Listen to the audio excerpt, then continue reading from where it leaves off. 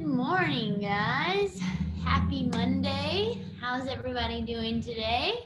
Hope you're doing okay.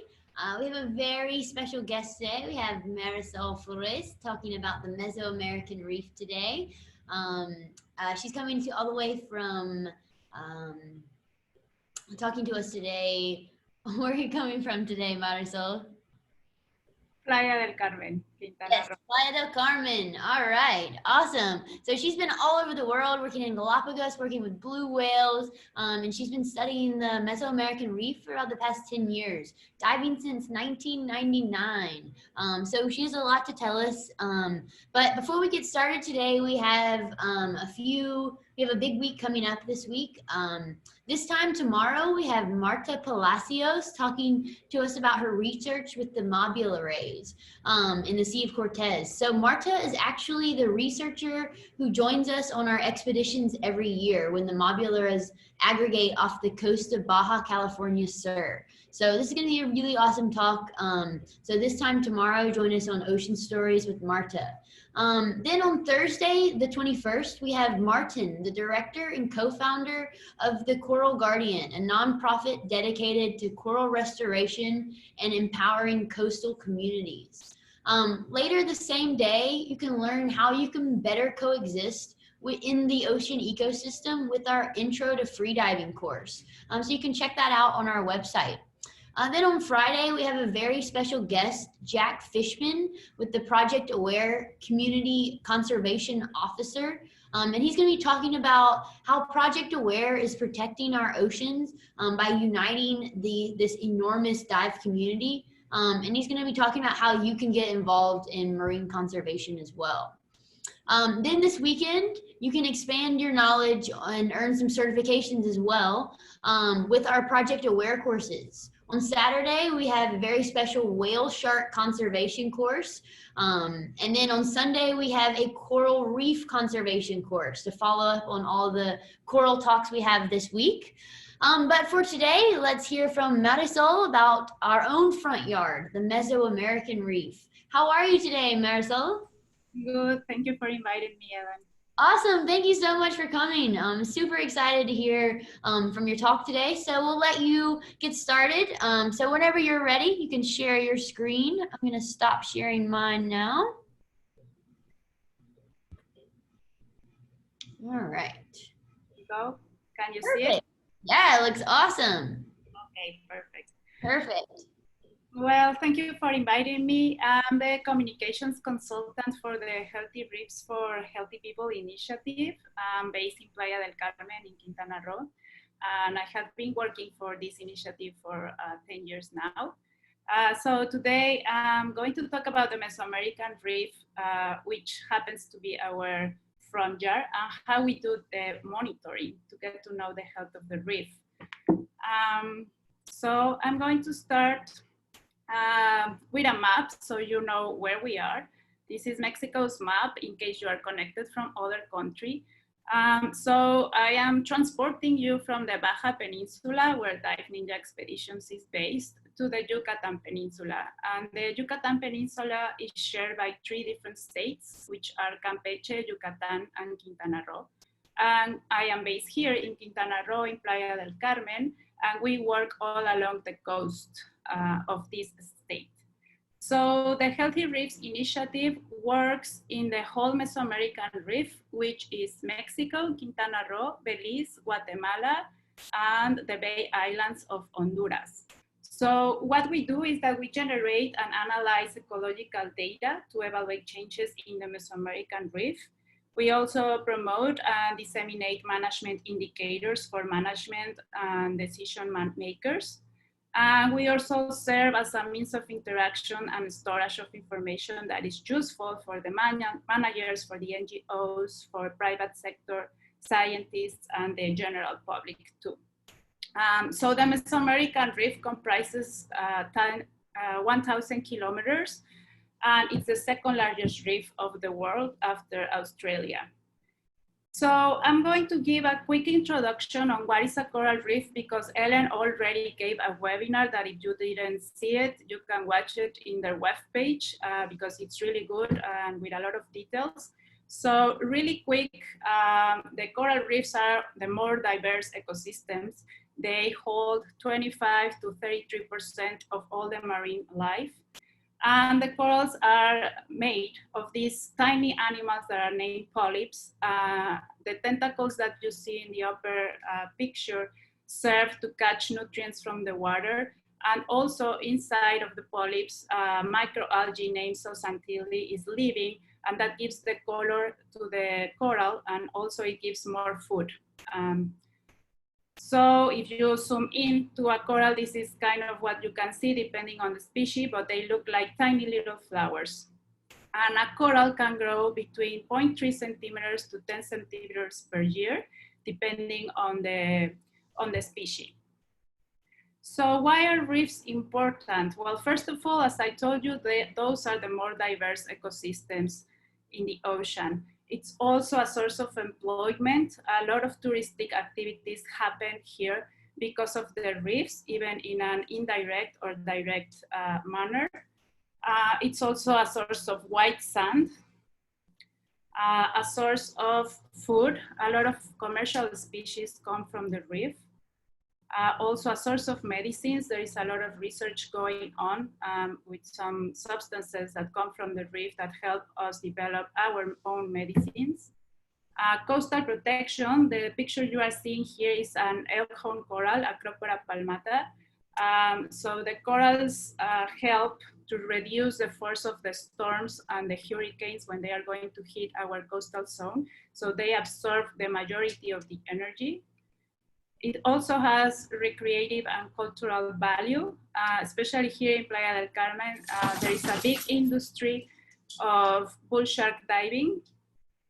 And also in the reefs, we also find fish spawning aggregation sites of very important commercial species too.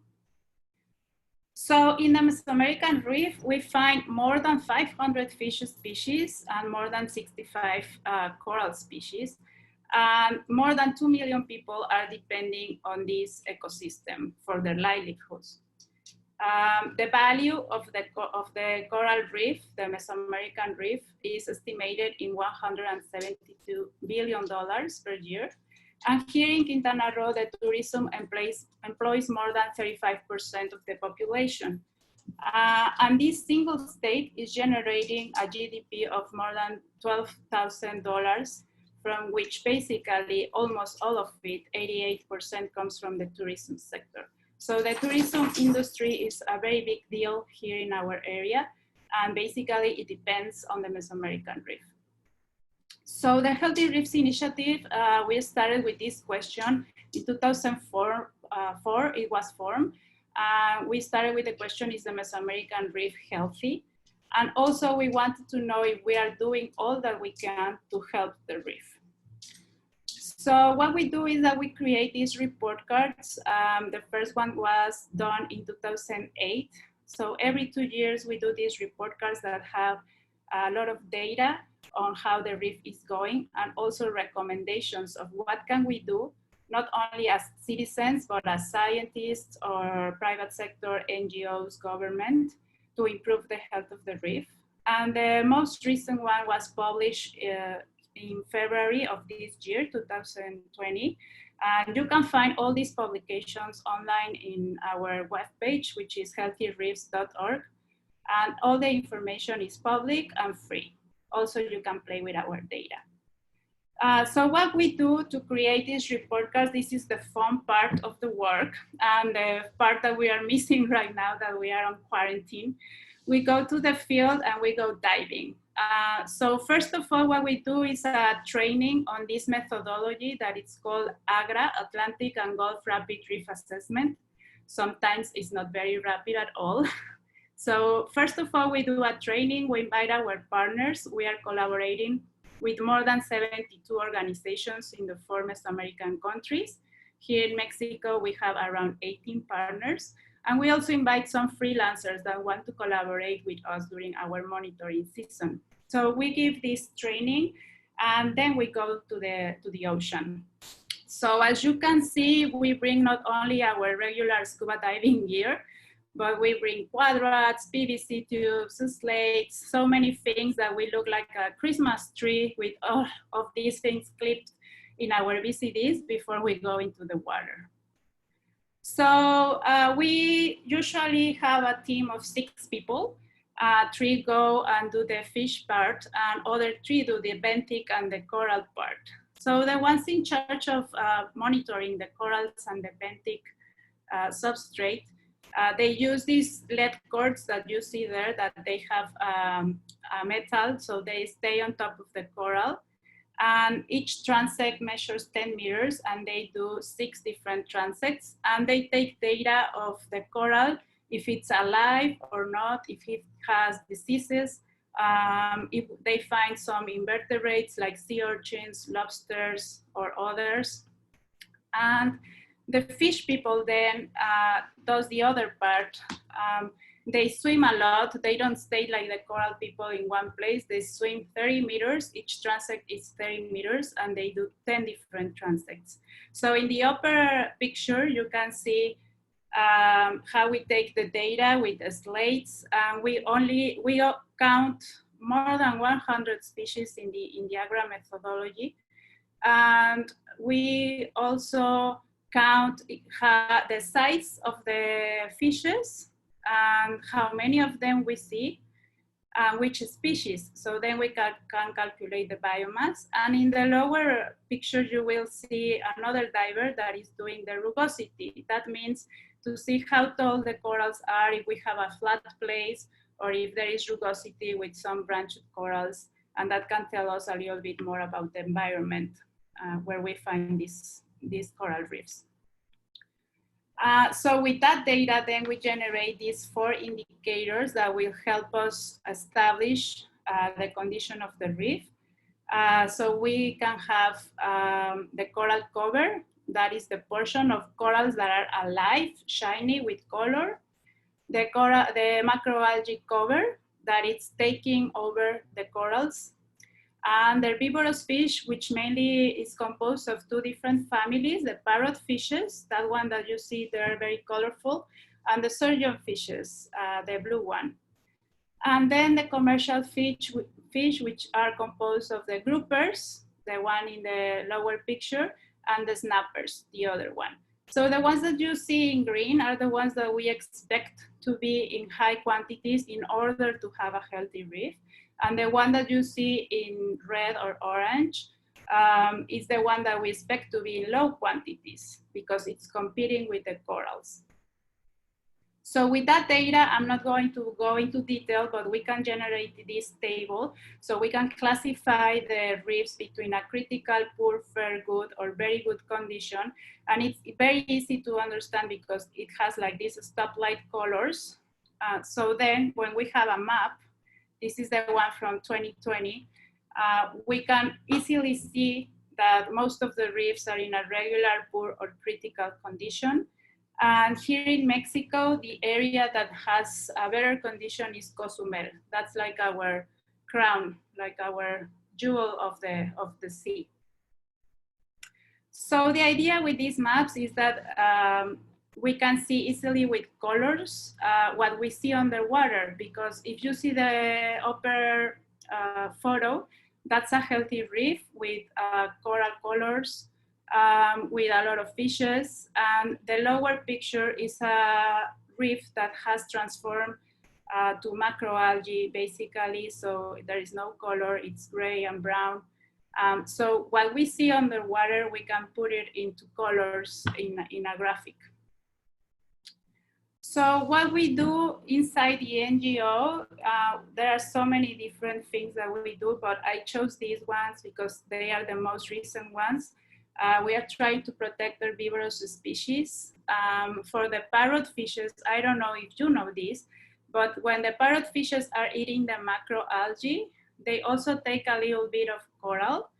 And the coral is made of carbonate calcium, so it's white. So when they poo what they ate, they are generating sand. So they are basically sand machines. So what we had done already for the whole Mesoamerican Reef, working with our partners, is that finally many families of parrotfishes are protected in the law. We also have programs to accelerate the macroalgae reduction manually to get rid of the macroalgae.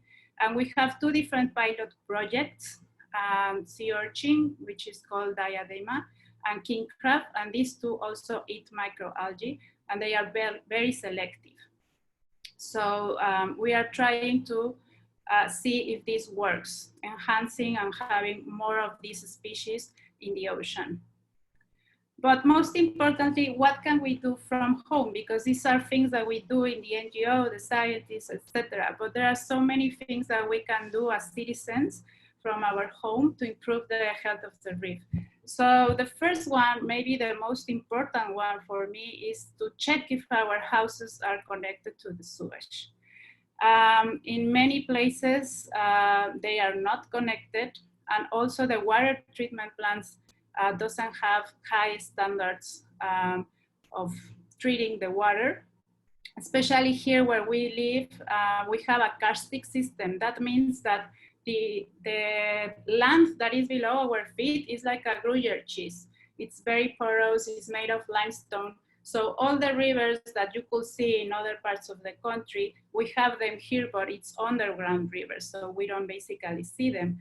But everything that goes into our sewage ends up in these underground rivers, and those are connected to the ocean. So it eventually will affect the condition of the reef because of the water quality. So this is something very simple that we can do in our house and check and connect to the sewage. Other thing, reduce, reuse, and recycle, and mainly talking about plastics. Try to get rid of single-use plastics, which are the ones that we use 5 minutes to 20 minutes at the most. In many states of the country, there are already new laws that are prohibiting the use of these single-use plastics. Here in Quintana Roo, we also have one that it started to be enforced from last year. Because many times we see more these type of pictures where a fish is caught in a rubber band. Also try to buy to the fishing cooperatives. In this way, we are not promoting the illegal fishing, and we also make sure where our food comes from. And mainly it can be a sustainable form where we get our food. Also change to LEDs, and you will maybe ask me, what does this have to do with the reefs? But a lot of the energy that we are using in our houses becomes carbon emissions to the atmosphere, and that's promoting the climate change, which is also affecting the reef. So if we change a single thing to LEDs, we are actually saving 90% of the energy. So we are reducing a lot our carbon emissions. Also, don't eat parrotfish, shark, or quincunx. Here in Quintana Roo, the parrotfishes are not a commercial species, but we already protected 10 different families of parrotfishes. So they are not allowed to be fished in all our Mexican Caribbean. There is also bans for sharks and also bans for quincunx here in the state. So we are only allowed, for example, for quincunx to fish in some specific areas like Banco Chinchorro and Siancan. Also respect the bans. There is basically bans for everything that we eat. Groupers, octopus, shrimp, sharks, pretty much everything has a ban. It usually goes with the reproductive cycle. So there is a ban when the animals are having the reproduction cycle. But in some cases, like the sharks, it doesn't go with that reproduction cycle. So some laws have to be changed. But in the meantime, what we can do as consumers is to respect these bans and to get to know them. And they change between each different state. The picture here you are seeing is from a shark, a female shark, and she's actually pregnant. Then we can also change to biodegradable products. As I told you, everything that we use in our house goes to our sewage, to our rivers, and eventually to the ocean. So in the past, these things were not very handy or were very expensive. But nowadays, we have so many offers of different biodegradable products.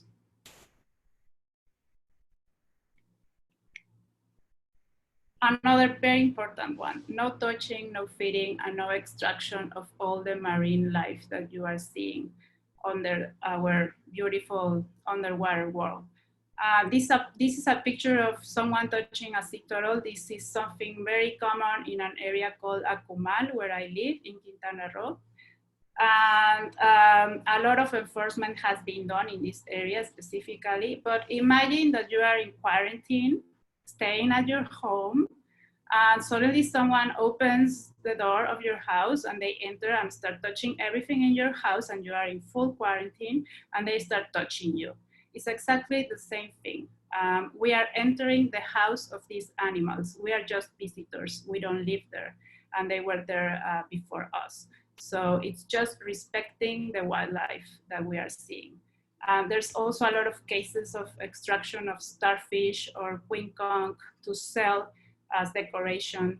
So as consumers, we have the responsibility of not buying these things. Also change to renewable energy. This is a little bit more expensive, but if you have the means, this is a very good way to help the environment and also to keep reducing our emissions to the atmosphere. And also to participate in many different programs, and these are just two examples, beach cleanups and coral restoration programs. Here in Quintana Roo, we have a lot of voluntary people doing beach cleanups. And I know it's like attacking the symptom, but not the root of the problem. But anyway, we need to attack this battle against pollution from everywhere. The first step probably is education. That's what we are lacking in our country generally. So we need to work in different aspects of the pollution. And also coral restoration, there are so many programs also here in Quintana Roo, some in UNAM from Dr. Anastasia Banasac, in APESCA from Dr. Claudia Padilla. And there are also some voluntary programs to help on this type of research and putting the hands into there to grow more corals. So I think that would be it. We know what we have to do, so let's do it. I want to keep going to the ocean as soon as this quarantine ends. And I want to keep seeing these fabulous animals and so many things that I haven't seen, even if I have been diving for 21 years now. And obviously, I want all the children to be able to see what we are having in this underwater world, because we cannot protect what we don't know. So we need to put our faces down there and to see all the beautiful things, to love these things, and then we will want to change the world and to do something, change our habits. It's not a tiny change. Every individual, if it does a very tiny change, it will add up, and eventually it will be a very big change for our world. So I just want to thank to all the organizations that collaborate with us from all the different sectors. It's more than 72 of them, because all the work that we do is also their work. We gather every year to talk, to see what we want to have in our report card, how we are going to use it, and how it has become now a management tool in all the 4 countries. So that will be it. These are all our social media from Healthy Reef for Healthy People and my own, Marisol Rueda Flores, and my email too if you have questions. In our webpage, you can visit and download all our report cards. And also we have a tab for Data Explorer, and you can play with the data if you are interested in getting to know more in each specific area. So thank you.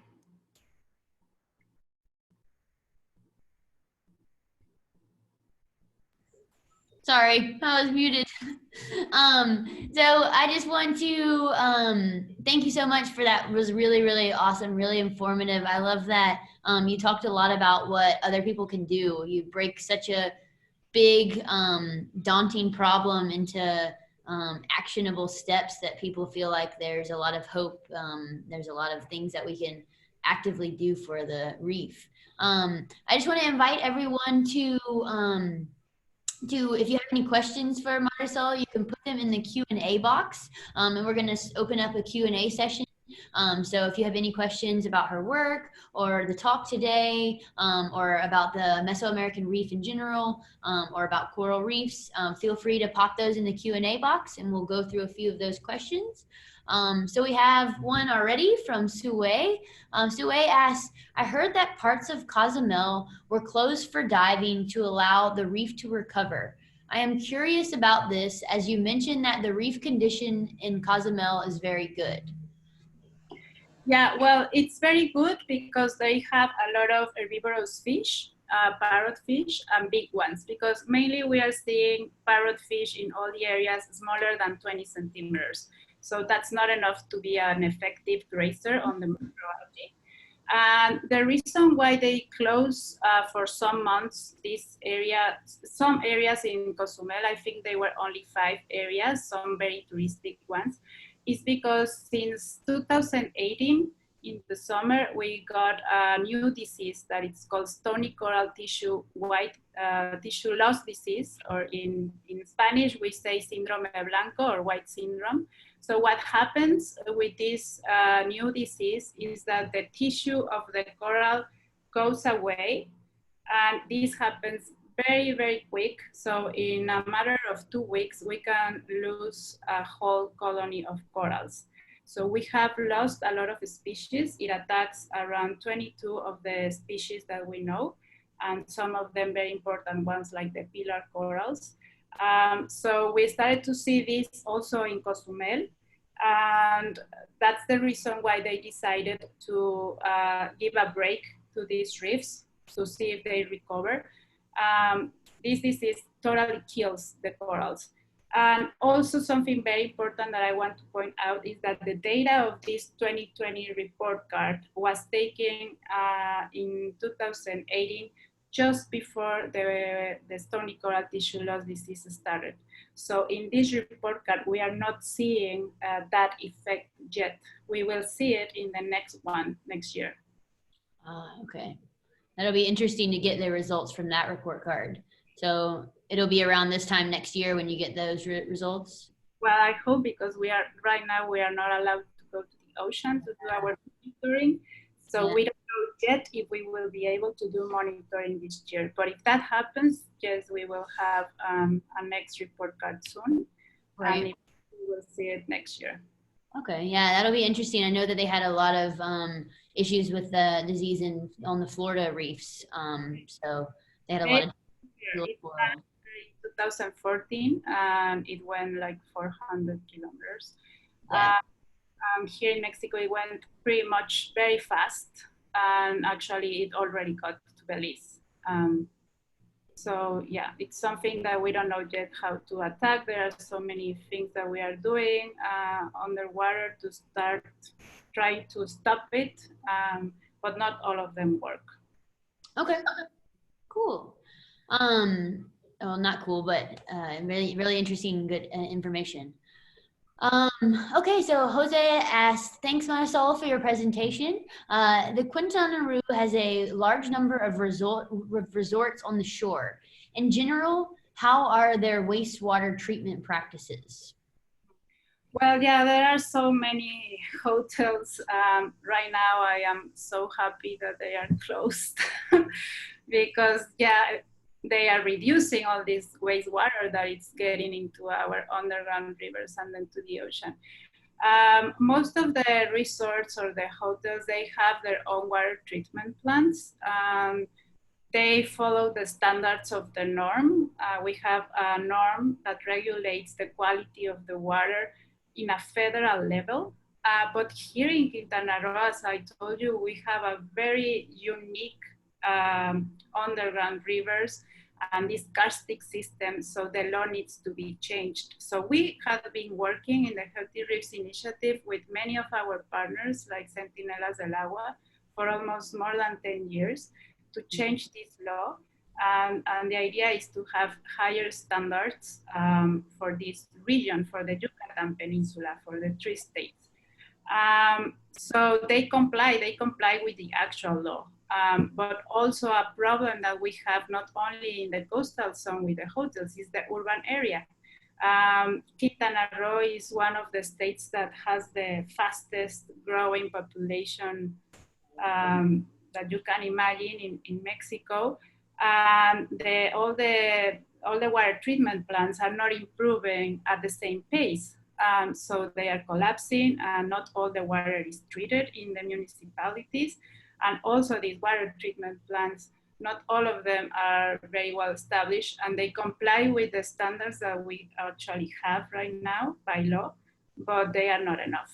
So this is something that we really need to change urgently. Like the water quality is one of the things that affects the most, because you have a lot of nutrients polluting the water. When we think about nutrients, for us, it's like, yeah, awesome. We need to have a lot of nutrients in our body to be healthy. But for the ocean or for these pristine waters, it's not like that. These waters are so clear, so blue, because there is no nutrients. So we are polluting the water. And then if we have nutrients, the macroalgae are growing, creating the corals. Right. Yeah. I hope it answered his question.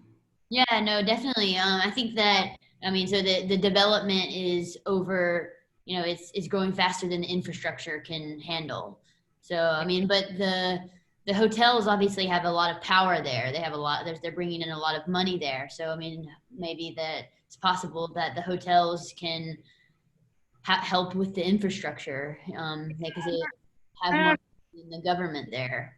There are few hotels, very few, I may say 1 or 2 from thousands that we have, that they have improved their water treatment plants to higher standards, to the ones we need, voluntarily, not because the law or the government asks to. Right. So that's a good action.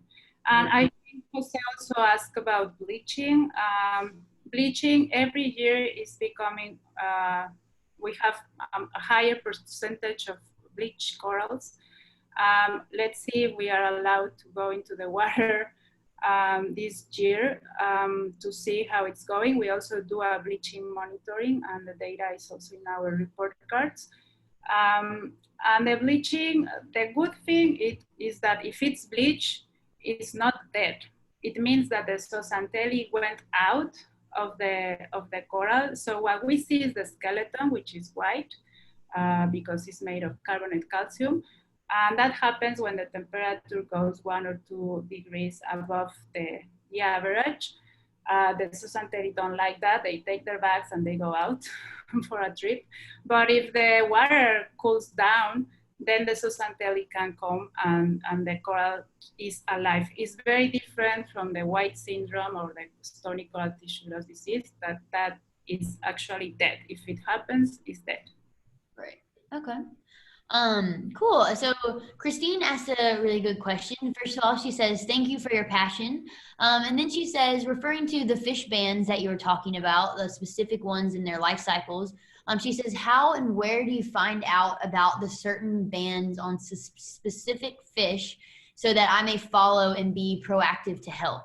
I did the ocean conservation course with Dive Ninjas, and it was very informative as well. So she was asking where she can figure out which fish are sustainable, like at which times. Yeah, awesome, Christine. Well, if you are living in Mexico, you can go to the CONAPESCA webpage. The CONAPESCA is the government entity in charge of fisheries.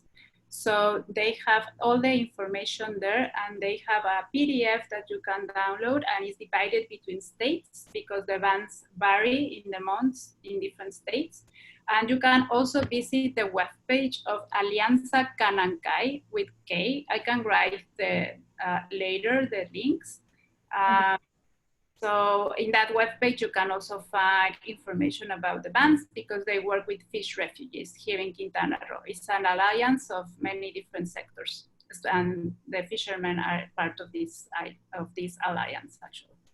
Okay, and I know that in the U.S., the Monterey Bay Aquarium app, they often, if you search by fish in the app, they can kind of tell you based on the season and based on the time of year and stuff. They can tell you exactly whether that fish is sustainable, like, depending on where it's coming from and stuff. If you're not in Mexico, so there's some different apps like that as well. So. But then yeah, if you have that link, we can post it in the chat as well. And there's a few other websites I will post in the chat as well for people that are outside of Mexico as well. But while you're finding those links, I'll read out the next question.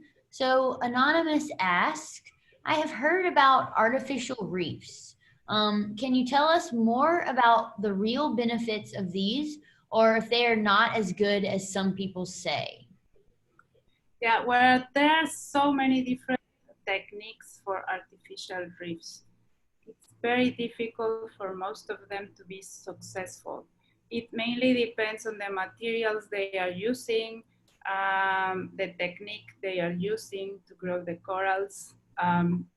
So it really varies.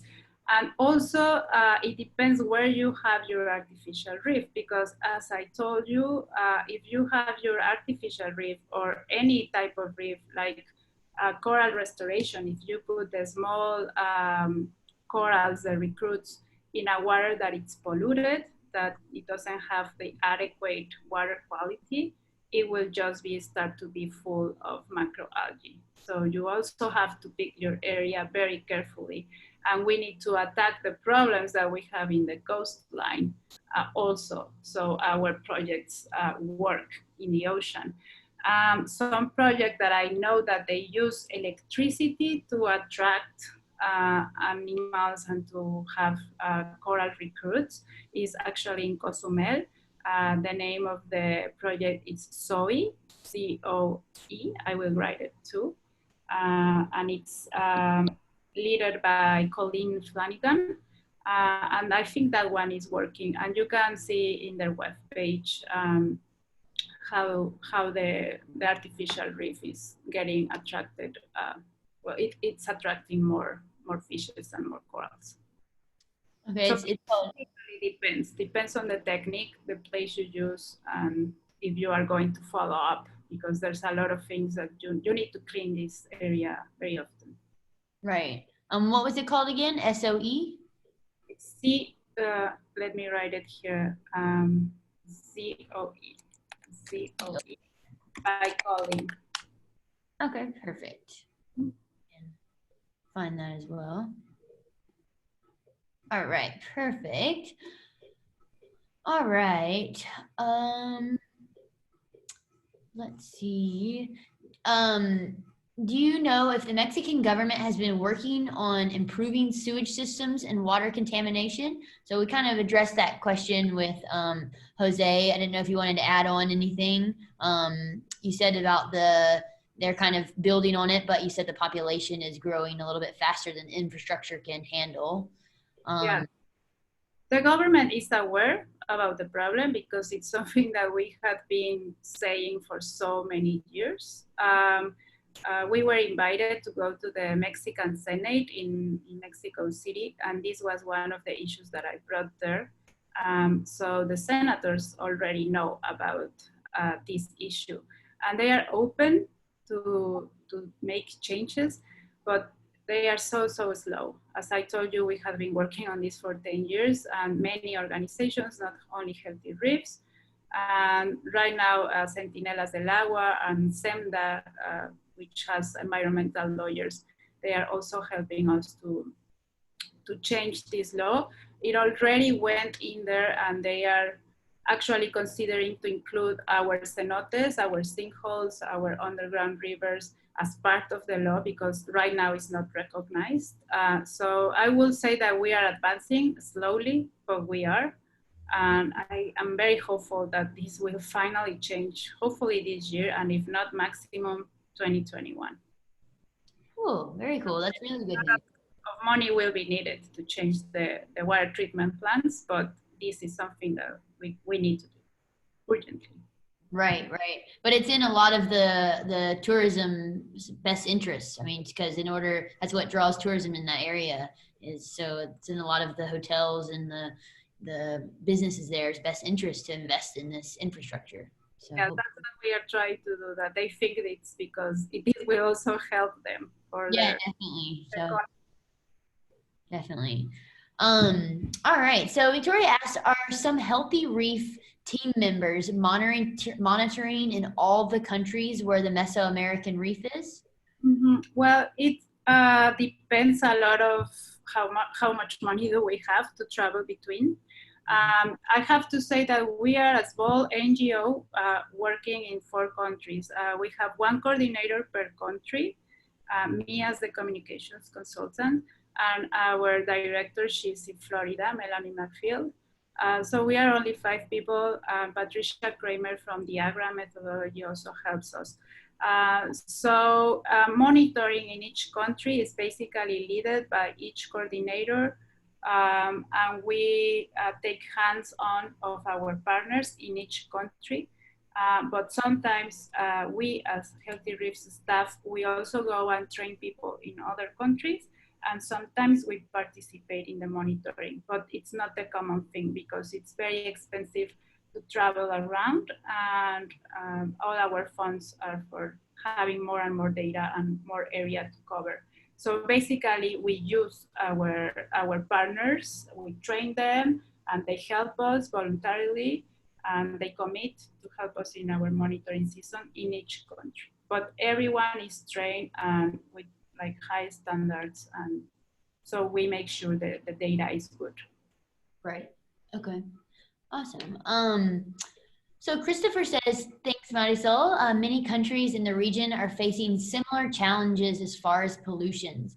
What are a few of the best practices from your experience that you would recommend for other countries in addressing pollution in a more integrated manner? So what are like some strategies that you found successful that you've experienced in your long career? I think that the thing that works is that we need to include every single stakeholder related to pollution. Just talking about plastics, which is like the biggest global issue regarding solid waste, you have to bring into the table the producers of plastics, because they need to develop new things that is not plastic that could work, right? So bringing all the different stakeholders to the table and working together. Here in Quintana Roo is something that was done by the government and the Secretary of Ecology and Environment here in the state of Quintana Roo. They made a lot of workshops inviting all the people that have to do with plastic pollution to frame the new law that bans the single-use plastics. And there are still workshops going on, well, not right now because we are in quarantine, but to develop or to say how we are going to proceed with sanctions and how are we going to enforce this law. But the idea is to bring everybody to the table.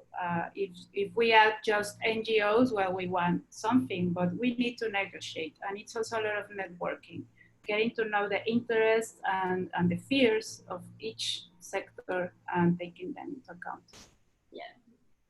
No, so it's like looking at the whole system holistically as a whole, looking at all the parts going in and coming out is the only way to address it. Yeah, there's so many parts of the plastic pollution, and it starts with education, actually. If we don't educate our kids in schools, how are they not going to throw things to the jungle, to the beach? Right. So it's a chain of actions that need to be taken, and we need to work in each one of them. Right. No, I totally agree. I mean, when we look at the ocean, everything is so interconnected to everything that we do on land. It's hard not to look how everything indirectly is connected to the ocean. So I totally agree. So Carla asks, hello, Marisol. My question is there any relation between the coral relief and the coral reef and the appearance / spread of disease. Also, what do you think is the reason the South has more red areas and the North when there seems to be more touristic concentration in the northern cities? Okay, for the first question, I'm reading here coral relief. I think she's talking about the rugosity and the spread of this. I don't know if there is any relation. I don't know of any studies doing that specifically. But what is related with the diseases is that when we have, for example, bleach events, the corals are more stressed and they are more susceptible to get diseases, or the water quality. Once again, I'm going to insist on that because that's the biggest issue. Those two, I will say, they are more related to diseases. If they are stressed by temperature changes or any other things, like water quality. And the second, what do you think is the reason the South has more red areas than the North when there seems to be more touristic concentration? Okay, yeah, well, that's a very good question. As you saw, our indicators, they have 4 different things that we are taking into account. In the north part, for example, Cozumel, I think they have better enforcement inside the protected areas. There are more eyes on the water to see what is going on, and that's why I think they have more fishes, etc. And in the south, sometimes we have few people doing patrolling in the water. So the south is so far away, like in places like Banco Chinchorro and Xcalac, they are so difficult to go into there. So probably there's more illegal fishing going on and other type of problems. Yeah, okay. So the divers are kind of acting as like their own regulatory system. The tourists are kind of acting as their own, they're regulating the dive sites, preventing illegal fishing in some sort of way. Well, yeah, there are some good tour operators that they have like high standards when they are going, and also they also talk between them if they are seeing something that is illegal. Right. They go and say to the government officials. Not in all the areas, but I see that in Cozumel, for example. That's really cool. That's really cool. Like taking pictures and stuff of people practicing bad practices. Really cool. So Anonymous asked, the AGRA website states new materials are under development and notifications will be sent when they become available. Any idea if changes are major and if they will be available soon? Also, any plans for training AGRA instructors? Yeah, well, the materials will be available soon. No major changes. If you already are doing like the AGRA methodology, the changes will be slight. Probably they will be there soon. And yeah, training for AGRA instructors, that was on our plate. Actually, like right now, we should be doing that, but we are stuck in our homes without being able to gather and do the training. But yes, this year we were planning, or we are still, but we don't know when, planning to give an AGRA training for instructors to become an instructor and to be able to teach the AGRA methodology in your NGO institution or wherever you are working. And that usually is offered to our partners, first of all, because they are the ones that are helping us voluntarily, and this training is for free, most of it. They have to give a little, just, I don't know, their gear or paying for the tanks or very small things. Right. Very cool. Good to know. All right. Last question. So she says, are the following, Victoria says, are the following ingredients reef safe? Because I know there's a lot of confusion around reef safe sunscreen and what is and what's not okay. So she has a few different ingredients. I might butcher the pronunciation of these ingredients. Well, actually, that's funny because if you cannot pronounce it, it's not reef safe. Okay. That's my quick answer. If it's difficult to read, difficult to pronounce, it's not reef safe. Okay. I'm seeing the screen here for Victoria. Yeah, no, not all of them are reef safe. There's a web page that I don't have in my mind right now, but I will look into it and maybe we can make a post. But also if you go into the Healthy Reefs Instagram, there's a picture there for many months ago that it has a gradient of how can you determine the components of the sunscreen, also with colors, if they are reef safe with green or they are not with red. And actually this scale was done by Coral Hero, and it's a very nice, easy to understand diagram that you can see in our Instagram or in the Instagram of Coral Hero. But usually something that has to be, that is reef safe, doesn't have these like fancy, difficult to pronounce names. It has natural ingredients like zinc, and it has to be nano. There are so many different specifications in order to be biodegradable and reef safe. There are some sunscreens. I will look into this webpage that I am telling you because it says actually the brands that they are reef safe. Right. I posted one in the group. It's mainly just a type of the reef safe zinc, and then it has like coconut oil and different types of natural ingredients in it. So those are the ones that I trust. And then it's usually just one that I use for my face, and then for my body, I just wear a rash guard. So I just apply it to my face and neck, and then for my body, I just in my hands, and then everywhere that I can't cover up, and then otherwise I just wear a rash guard and leggings. Yeah, that's the best way to do it, with a physical barrier. Actually, the reef safe sunscreens, they stay white because it's Unfortunately. a physical barrier Yeah. acting. Yeah. That's why it doesn't wash away.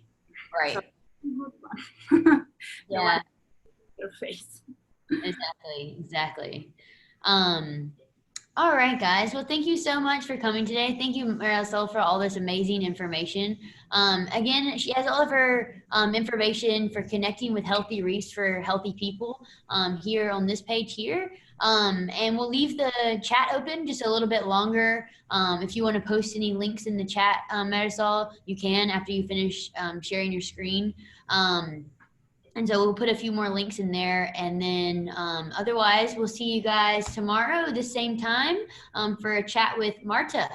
Thank you guys again for coming, and we'll see you tomorrow. Have a great rest of your day or evening.